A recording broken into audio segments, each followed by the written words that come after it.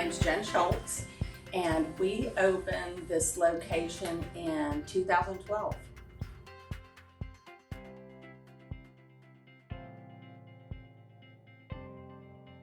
It has changed so much, in a positive way. So when we first opened, one of the biggest challenges we faced is, or was, and probably still is slightly, is there were so few people that understood when your phone breaks, you can actually fix it and you don't have to go buy a new one. So we started at a point when, technology repair in Kansas City was just not a common thing. So a lot of what we did initially was just educate the public and let them know that, at that point we were, it was iPhone 3, that if your iPhone 3 stops working, you can fix it. You don't have to toss it and go buy an all new device. And, to go from the iPhone 3 to, wherever we are at this point, right, and what's about to be released, just the consumer's point of knowledge is so much different, which, with that comes the challenge of, can I do it myself? But it also comes, just a huge diversification of what we can work on based on what walks through the door. So I think initially we did, phones, your basic Android and Apple, and maybe a few gaming systems, right? An Xbox every now and then, to where we are now with, phones, tablets, laptops, drones. You name it. If we can get the part or it requires a certain skill level, we can actually fix majority of things that walk through the door. And not only does it, do we love doing it, but it saves the consumer just a tremendous amount of money and ultimately the environment too.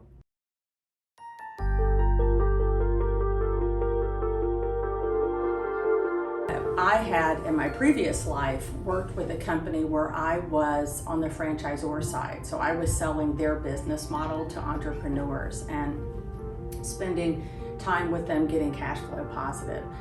I loved it, and I loved the spirit behind it, and the creative thinking to try and get cash flow positive and so on. So after a number of years doing that, I thought if I'm ever going to do it and experience it personally, this is the time. So in 2012, I started looking at different business models, and I have a father who owns a water drilling company, and he's done very well for himself. I asked him, I said, what should I be looking for? Give me some advice, because I'm a perfect franchise candidate, because I'm an entrepreneur at heart, but I had absolutely no ideas, right? And so his words of advice to me were, you need to find the water for your generation. What's the one thing that people cannot live without? It's recession proof, right? And I was at a conference, and we were basically pitching our franchise models to entrepreneurs and their business connections, and I sat next to a guy that had CPR on his badge, and we started talking, and I was at a discovery day within 2 weeks. It was really simple, because we find even in different times when unemployment may be higher in Kansas City, you have to have technology to be able to set up an interview. And you have to have technology, certainly, in the midst of an epidemic like we've been through, or a pandemic in the last 20 or 12 months. You have to have the ability to connect with other people. And technology has been very good to us. It really has. It's been a great opportunity, and it continues to be.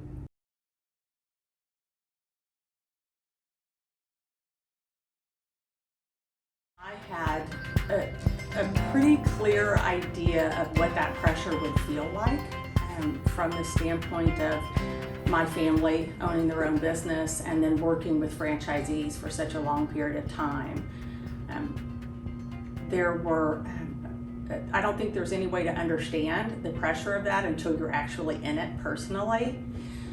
That being said, so I was prepared for that to an extent. What I was not prepared for, because we've been through lean months. I mean, it's a tough industry to have longevity with, but at the same time, I wasn't prepared for the staff that we have, and we have been super blessed because we have people here. I mean, our store tech lead has been here, I think, for 10 years, 11 years, almost since we opened.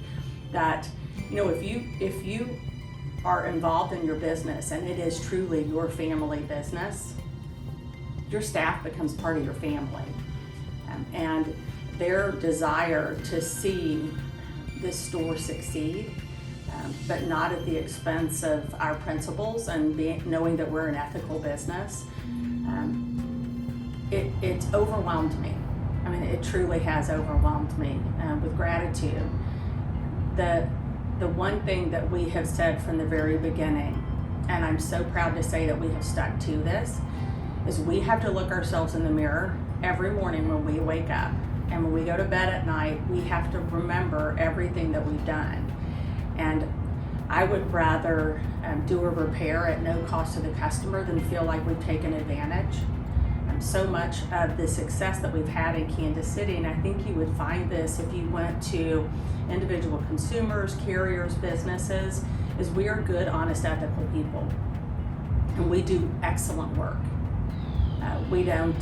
We have the ability to see that our reputation is probably the most valuable marketing tool that we have, and we're good folks. And I think that's made a huge difference for us.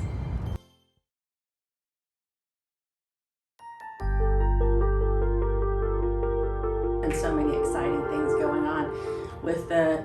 You know, Assurant recently purchased CPR, and with that, we were blessed to have a relationship form with Pocket Geek, for example. And, you know, it gives the consumer an opportunity to realizing that so much in our homes now are really driven by technology, from our thermostats to our televisions and so on. So Pocket Geek now allows for us to actually keep someone's house from shutting down. And we've gone from cell phones, right? I need to keep my cell phone charging, to making sure that my thermostat regulates properly. It really is quite amazing when you look at it, at how we have just been able to move from one single device that was a treat to technology as a necessity to even run our homes.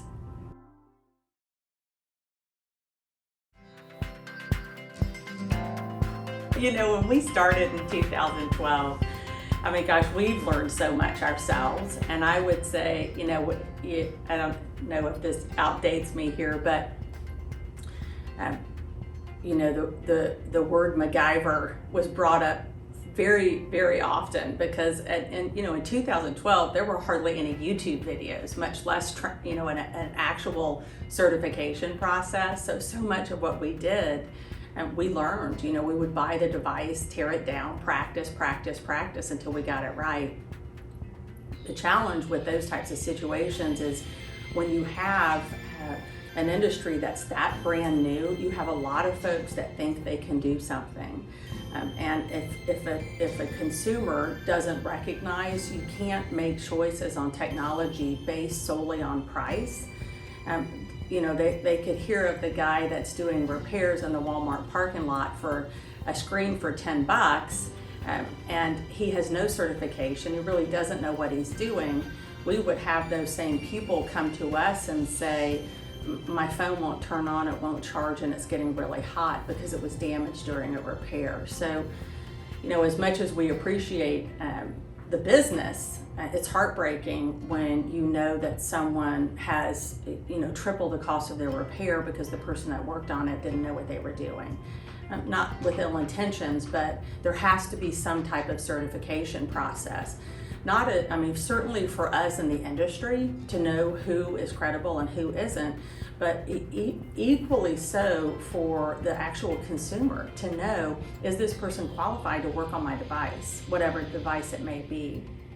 There's a whole nother piece to it also, A lot of the cell phone providers, regardless of which one, they have people that come in and they still owe money on their devices. They have a couple of options. Either one, say sorry, buy a new phone and keep paying for that one, or they can send them somewhere that they respect to get it repaired. They need to know as a carrier that they're taking good care of their customers. So to recognize that there is a standard of repair that is out there now that can help the carriers know who is credible, that can help businesses know, before I agree to allow this company to work on all our business devices, they are actually trained and know what they're doing. It's taken us from being in competition with the guy that does repairs out of the trunk of his car to actually working with businesses that we know are trained. We know that they're trained and we know they're certified, and we know which devices they can reasonably and with confidence work on.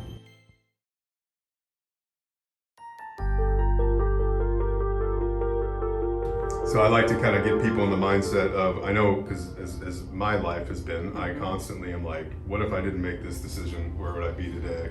Yeah. So what if you never did sit down with that gentleman at that conference, never discovered the cell phone repair business? If you could shoot your mind in that direction of where do you think you would be today? What would you be doing today? It's interesting because I would almost say that I would not have gone into franchising if I hadn't had a model that I felt like was absolutely necessary.